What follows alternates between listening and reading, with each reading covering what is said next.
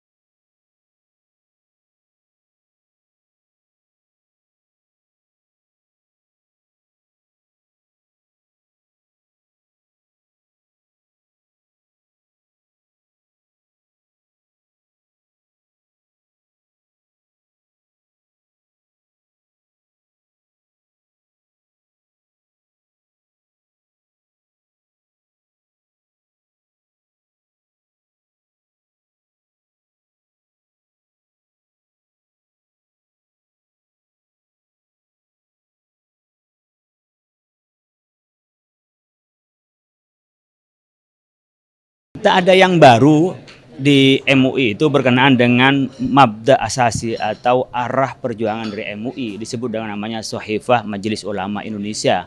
Shahifah ini pertama tadi seperti Ketua Umum sampaikan, penguatan tentang perkhidmatan kepada umat. Bagaimana kita bisa riayah membimbing umat, himayah melindungi umat, dan taqwiyah memperdayaan umat. Saat yang bersamaan kita menjadi shadiqul hukumah, syarik, menjadi teman, menjadi mitra pemerintah untuk mendorong selesainya dan tercapainya dari program-program pemerintah itu. Tapi semua ini dibingkai dengan kerangka kenegaraan, maka disebut dengan himayatud daulah al-khidmah fil qita'id daulah. Jadi kita berkhidmat di dalam kerangka kenegaraan, bahkan bukan hanya nasional tapi juga internasional. Nah, yang baru dari yang kami menjadi 50 tahun, bukan hanya 5 tahun ke depan, adalah basis kita membangun keadilan pasar. Ekonomi kita bisa dieksplor sesuai dengan pasal 33 Undang-Undang Dasar kita itu untuk kepentingan masyarakat Indonesia dan dikelola oleh kita sendiri. Dan sebagaimana kita adalah mayoritas muslim, bisa memaksimalkan ekonomi syariah, memaksimalkan umumnya bisnis halal, dan bisa memaksimalkan wisata halal. Nah, kalau ini bisa kita lakukan, maka bisa mengeksplor potensi yang ada pada kita. Saat yang bersamaan kita juga bisa memaksimalkan kearifan lokal dan kekhasan Indonesia. Yang kedua yang menjadi pijakan kita adalah berkenaan dengan ketahanan digital. Ini ulama sekarang bisa terkena disrupsi ya. Karena apa? Masyarakat mungkin lebih banyak nanya kepada AI. Ini bahaya karena nanti kalau berkenaan dengan keagamaan dia menjadi penyesatan. Oleh karena itu jangan sampai bergeser peran ulama dihilangkan oleh AI, tapi bagaimana AI itu bisa dimaksimalkan karena ada ulama yang menggunakannya dan menyebarkannya itu. Ini kita akan mayoritas anak muda dan pengguna media itu, maka ini akan menjadi program prioritas kita. 5 tahun bahkan sampai 50 tahun ke depan kita akan memprioritaskan bagaimana memaksimalkan penggunaan media dalam rangka penyebaran keagamaan itu.